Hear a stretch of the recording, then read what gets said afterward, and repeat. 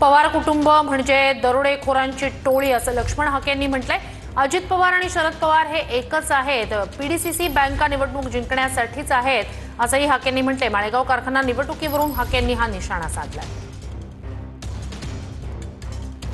याची निवडणूक प्रतिष्ठेची बनलेली आहे आणि पुणे जिल्हा मध्यवर्ती बँकेची शाखा बारामतीतील 11 वाजेपर्यंत उघडे असल्यामुळे गोंधळ झालेला आहे आणि समोरच्या गटाने या बँकेचे अधिकारी मतदार याद्या घेऊन बसले होते अशा प्रकारचा आरोप केलाय। हे बघा, लोकशाहीचा खून पाडण्याचं काम अजितदादा पवारांकडून होत आहे।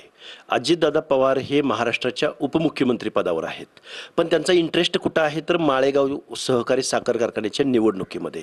हे निवडणुका जिंकण्याचे अड्डे बनलेले आहेत, त्यामुळे यशवंतराव चव्हाणांचं नाव घेण्याचा अधिकार अजितदादा पवार किंवा पवार कुटुंबियाला आहे का, या प्रश्नाचं उत्तर मिळणं आवश्यक आहे। अजितदादा पवारांना मी नेहमी म्हणतो की हे कारखानदारांचे नेते आहेत, हे लुटारूंची टोळी आहे।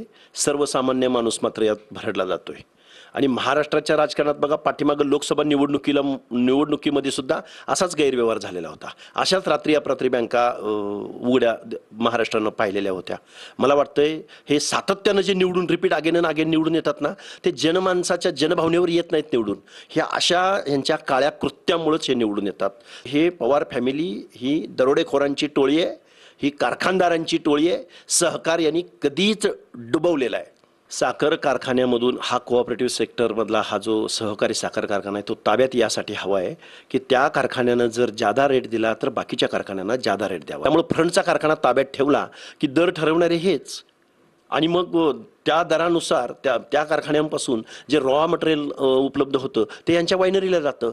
त्यामुळे हे प्रचंड एकमेकांमध्ये ही गुंतागुंतीची प्रक्रिया आहे। सरळ सरळ आहे, अजितदादा पवार अर्थमंत्री पदावर यासाठी राहतात, त्या तिजोरीवरती दरोडा घालतात आणि स्वतःच्या संस्था मोठ्या करतात।